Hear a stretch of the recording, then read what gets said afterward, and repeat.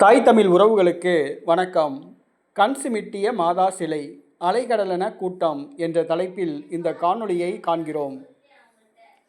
கண் சிமிட்டிய மாதா சிலை அலைகடலென கூட்டம் 2019ஆம் ஆண்டு ஜூன் மாதம் 25ஆம் தேதி நடைபெற்ற சம்பவம்.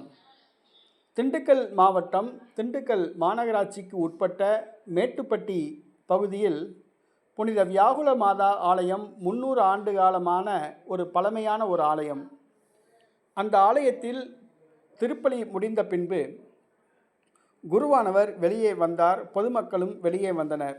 அப்பொழுது ஆலயத்துக்குள் இருந்த அருட்சகோதரி தயா என்பவர் வியாகுல மாதா சொரூபத்தை பார்த்து ஜெபித்து கொண்டிருந்தார்.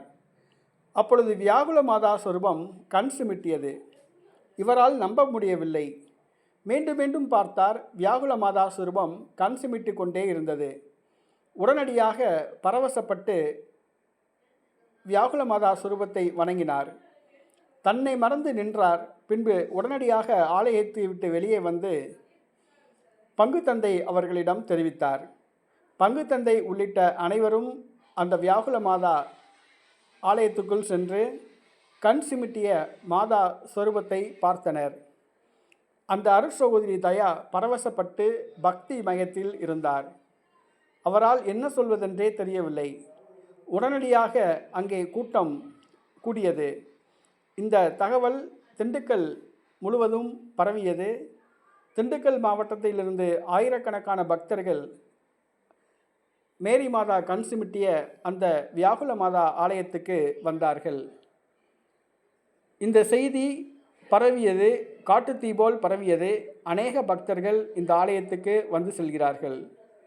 இந்த சம்பவம் உண்மையா என்று சிசிடிவி கேமரா மூலம் திருச்சபையானது ஆய்வு நடத்தி வருகிறது. ஆனால் இந்த சம்பவத்திற்கு பிறகு அநேக பக்தர்கள் அன்னை மரியாள் வியாகுல மாதா ஆலயத்துக்கு வர துவங்கியுள்ளனர். அன்னை மரியாளின் ஆசீர்வாதத்தையும் அருளையும் பெற்று செல்கின்றனர்.